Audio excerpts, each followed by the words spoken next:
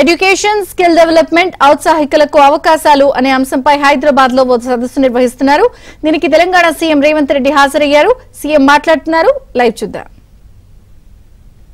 ఇప్పుడు మా ఫోకస్ అంతా అభివృద్ధి మీదనే. ఈ రోజు మీరు పిలిచినా మేము ఎందుకు ఇక్కడికి వచ్చి మీతో కూర్చుంటున్నాము అని అంటే, ఇందులో మీరు ఎక్స్పర్ట్స్. మీ నుంచి నేను నేర్చుకోవాల్సిన అవసరం ఉంది, మీ నుంచి మీ అనుభవాన్ని తీసుకోవాల్సిన అవసరం ఉంది, మీ అనుభవాన్ని రాష్ట్రానికి పంచాల్సిన బాధ్యత ఉన్నది. నెక్స్ట్ జనరేషన్స్కి డైరెక్షన్ వేసుకున్నారు. బట్ సర్టిఫికేట్ తీసుకొని వస్తున్నాడు, కానీ బయటకు వచ్చిన తర్వాత వాళ్ళకి ఎక్కడ వెళ్ళాలనో తెలియదు. ఏం చదువుకున్నోడికి 50,000 జీతం వస్తుంది, బాగా చదువుకున్నోడికి 15,000 కూడా జీతం ఇవ్వడానికి రెడీగా లేరు. ఇక్కడెక్కడో గ్యాప్ ఉంది. మనం చిన్న ఇల్లు కట్టుకుంటే కూడా సైట్ సూపర్వైజ్ కోసం ఎత్తుకుతే ఎక్స్పీరియన్స్ ఉన్నోడు వస్తేనేమో మనం 50 ఇస్తున్నాం. ఇంజనీరింగ్ చదువుకున్న వాళ్ళు 15,000 జాబ్ చేస్తాం సార్, ఏదైనా ఉద్యోగం ఇప్పించాలని వస్తారు. ఆల్మోస్ట్ ఎవ్రీడే మా కాన్స్టిట్యున్సీ నుంచో తెలిసిన వాళ్ళు చాలామంది పిల్లలు వస్తుంటారు. తక్కువ శాలరీతో పని చేయడానికి ఎవరు వస్తుందంటే ఇంజనీరింగ్ సర్టిఫికేట్ తీసుకున్న వాళ్ళు వస్తుంది.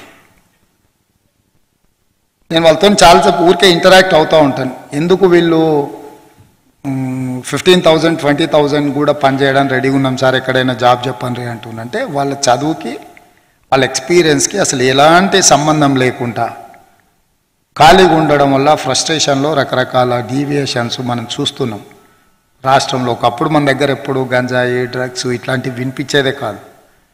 ఈరోజు ఏ రోజు పేపర్ తెరిచినా ఇట్లాంటి వాటిని మనం చూస్తున్నాం. వీటన్నిటికీ కారణం యంగర్ జనరేషన్ ఎంప్లాయ్మెంట్ దొరకకపోవడం, లేదా వాడికి సర్టిఫికేట్కి వాడి ఉద్యోగానికి పొంతన లేకపోవడము, సర్టిఫికేట్ రాగానే ఏదో అయిపోతామని ఊహించుకొని ఏది కాకపోవడం వల్ల నిరాశ నిస్పృహలతోని ఇట్లాంటివి సమాజానికి చెడు జరిగే విధంగానే పరిణామాలు ఉంటున్నాయి. కాబట్టి వీటన్నిటి నుంచి బయటికి రావడానికి మీ అందరి సహకారం అవసరము. మా ప్రభుత్వం మీకున్న అనుభవాన్ని తప్పకుండా స్వీకరిస్తుంది. పర్టికులర్గా ఈరోజు మా ఎడ్యుకేషన్ సెక్రటరీ వచ్చినా, లేకపోతే మా పేషీ నుంచి మిగతా అధికారులు వచ్చినా, లేకపోతే ఇండస్ట్రియల్ సైడ్ నుంచి వచ్చినా, వీళ్ళంతా మేమంతా ఎందుకు వచ్చినామనంటే మీ అందరితో కలిసి ఈ ప్రభుత్వం అనేది మీది మనది, ఈ ప్రభుత్వం అనేది అందరిది. మీరందరూ కోరుకుంటేనే మేము ఇక్కడ ఉన్నాం. పాలసీ పెరాలసిస్ రావద్దు అనేది నా ఉద్దేశం. ప్రభుత్వాలకు గుదిబండగా మారేది పాలసీ పెరాలసిస్.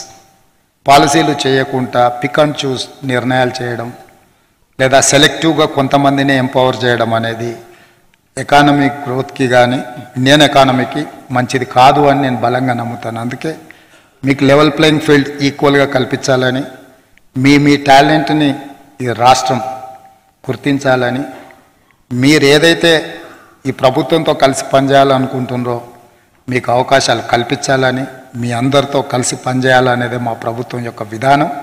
మా విధానంలో మీరు సహకరించండి.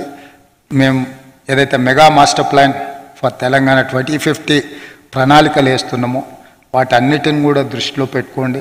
స్టేట్ అభివృద్ధి, ఎందుకంటే హైదరాబాద్ లాంటి నగరం ఈ దేశంలో ఎవరికీ లేదు, ఏ స్టేట్కు లేదు. ఇక్కడ ఉన్నట్లాంటి వెదర్ ఏ స్టేట్కి లేదు. ఇక్కడ ఉన్నట్లాంటి ఇంక్లూజివ్నెస్ ఎక్కడా లేదు. అంటే భాషలో కానీ ఇక్కడ ఉండే ప్రజల యొక్క విధానంలో కానీ, అది ఇప్పుడుగా 300-400 years బ్యాక్ నిజాం ఈ ఎస్టాబ్లిష్మెంట్ అంతా మనకు చేసి ఇచ్చిపోయింది. ఆ ఎకో సిస్టమే ఈ రోజుకు పనిచేస్తూ ఉంది. ఈ చైన్ రియాక్షన్ అనేది అవసరము, దాన్ని మేము కంటిన్యూ చేస్తాము.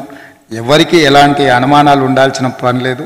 ఈ ప్రభుత్వం స్పష్టంగా మీ అందరిని కలవడానికి, మీ అందరితో కలిసి పనిచేయడానికి సిద్ధంగా ఉన్నది. మీ అందరి వైపు నుంచే సహకారం ఉండాలని ఇంత మంచి కార్యక్రమాన్ని ఏర్పాటు చేసిన సిఐఐ తెలంగాణ, అదేవిధంగా తెలంగాణ డెవలప్మెంట్ ఫోరంని మనస్ఫూర్తిగా అభినందిస్తూ మీ